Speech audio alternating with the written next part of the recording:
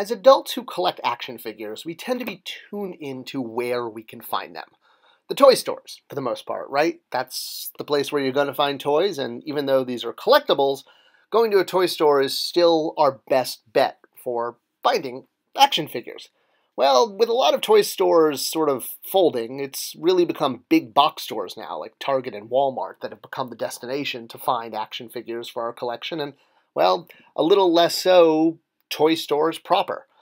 But in the past few years, there have been a few new players in the action figure retail field, shall we say, and one of the ones that wasn't really expected was Walgreens. Now, obviously, Walgreens is really the place you kind of think about when you're not feeling well, right? And you want to go to get, witch's hazel or, foot squishies or, NyQuil, big N, little Y, big F and Q. All right, well, have you seen the toy aisle at Walgreens lately? It is just exploding with action figures, and not just action figures, but exclusive figures that can only be found at Walgreens. Well, this used to be something that was, well, dominated by Toys R Us and Target and Walmart and even KB to some extent. In the past decade, Walgreens has stepped up as a major player in the adult action figure toy hunting game, activity, however you would call it. While Tower Records used to sort of hold the place as the alternative spot to find action figures, Walgreens has absolutely become reliable over the years. And it's not just Star Wars, it's Marvel Legends and Dragon Ball Z and Pop and Nintendo. There are so many brands that have had exclusives only at Walgreens, and one of the largest is Marvel Legends. In fact, so many figures have been released only at Walgreens that there's a sort of sub-collector out there who just gets Walgreens figures, or at least gets them to complement their collection. So why is this, and what's so great about it? First of all, it's been a place that Hasbro has been able to distribute figures that they might otherwise be blocked, such as the Fantastic Four. For several years, when the Fantastic Four was a 20th Century Fox property before Disney purchased it, all of the Fantastic Four, including their tertiary, secondary characters like Silver Surfer or the High Evolutionary, or, Willie Loman. Not Willie Loman. Who's the mailman? Willie the Mailman. I can forget his last name. Well, characters like Human Torch, Mr. Fantastic, they couldn't be sent to major retail stores because of the way the contract worked with Hasbro, because Fantastic Four was owned by 20th Century Fox. Now, we've had Fantastic Four figures before, but they've been kind of wonky. And that is exactly where the significance of Walgreens comes in. So because they were considered an alternative retailer, meaning they're not a major big box store or specifically a toy store, they were able to carve out special permission in order to distribute characters like the Fantastic Four that otherwise couldn't find a home at retail. And it wasn't just limited to Marvel's first family. There has been a whole slew of Marvel Legends characters like Moon Knight that have come out exclusive to Walgreens that never shipped to regular retailers. And lately, in the past handful of years, Walgreens, when you say one thing and mean another, Freudian slip, they have themed their annual quarterly releases. So one year it was female mutants. This year, or rather 2021, was cosmic characters.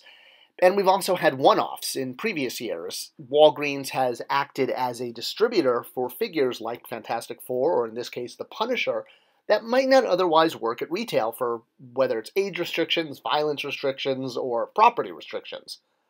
Otherwise, they could also focus on characters that, because there was no Build-A-Figure component, they could do more parts, like how Moonstar could be 3 different characters, or when they released Mystique, she included multiple heads, one for Lilandra and a sort of half-phasing Rogue head, I guess, since Rogue is her adopted daughter.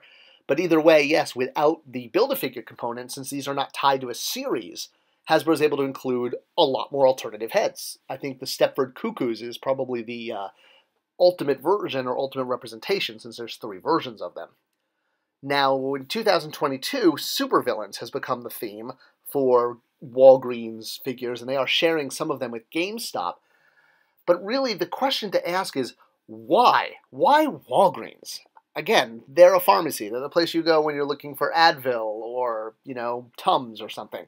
Well, very much how when Mattel was running MattyCollector.com, the people working on it, myself included, the Four Horsemen, Bill Beneke, were huge toy fans. And that's where Walgreens benefits so much from Steve Ann. This is Steve Ann. He was the toy buyer for Walgreens for many, many years. I've met him. I've actually, he's a colleague that I've connected with many, many times, especially during my time at Mattel when he would come and tour the gallery. But Steve also got very involved in the fan community because, like I said, I've met him, I know him, he is a true fan. He is also a collector who happens to also be a toy buyer. And that is a magical combination. In fact, Steve Ann got so involved in the toy community that when he left Walgreens, it made toy news. It was significant. He would show up at comic book conventions and talk about the exclusives at Walgreens and why they were stepping up and doing them and trying to become a destination in the toy run, because Steve is a toy collector too and understands the toy run and how it works. When you have a toy collector as the buyer, this is what you get, which is why it's so awesome that we had Steve for so many years to start up this program. It's continued without him, but, well, distribution has been a little tougher, especially because of Corona and all of that. For example, Quasar here, who was supposed to be a mid-2021 figure, never showed up on shelf. And believe me, I went to a lot of Walgreens looking for this character because I'm a big Cosmic Marvel fan. So I used to stop in a lot, and there were several Walgreens close to me. In fact, there's one next to my daughter's dance school. So every time I would drop her off, I would just go next door and check to see if Quasar was in. And I waited. And I waited, and I waited, and it was probably one of the most frustrating toy hunts I've had because he just never showed up. Well, eventually, the character was finally showing up online. So I was like, great, I'm going to order it online. And hey, I'll even save a couple bucks and have it shipped to Walgreens since I'm going to be going there to pick up my daughter from dance. I can just walk next door and save on the $7 of shipping. I was excited when Walgreens sent me a notification that FedEx had delivered the product to the store, and I went in with my email to claim it. It was even signed for by an employee, according to FedEx's website. Well, when I showed up, the employee said, nope, it's not here, man. No Quasar for you. Showed them the receipt, showed them the email, everything's noting that it had been delivered and signed for, but still no Quasar. Well, it definitely took a couple phone calls, calling FedEx, calling Walgreens customer service, trying to track this down, something I really didn't want to deal with. I know we all hate this part of the toy buying process. I know, Matty Collector, pot black. Well, Walgreens did offer me my money back since the figure seemed to have disappeared, and even though I really didn't want that, I just wanted Quasar, it was really the only option, and it looked like he was gone, especially because when I went back online to try to order another one, it was now sold out. The tiny window to actually get Quasar had come and passed, and the figure that I ordered, shipped directly to the store for in-store pickup, was just gone. I had the paperwork, I had the receipt. Well, since they refunded me my money, I am absolutely making a donation of that to the Make-A-Wish Foundation, the official charity of Spector Creative, because the figure did eventually show up. It was a little frustrating. It took almost a week and a half past when it said it was going to arrive, but Quasar is now part of my collection, and I know we all find this frustrating. Since I did get the figure for free, I am going to make a donation for that amount. But, yeah, it's interesting. Without Steve Ann there, will Walgreens be able to continue to pump out these figures, or without a internal champion, is that the last we've seen?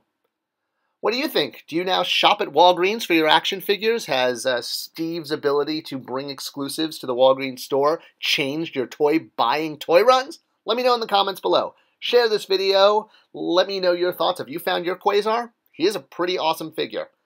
All right, thanks for watching. I'll see you guys next time.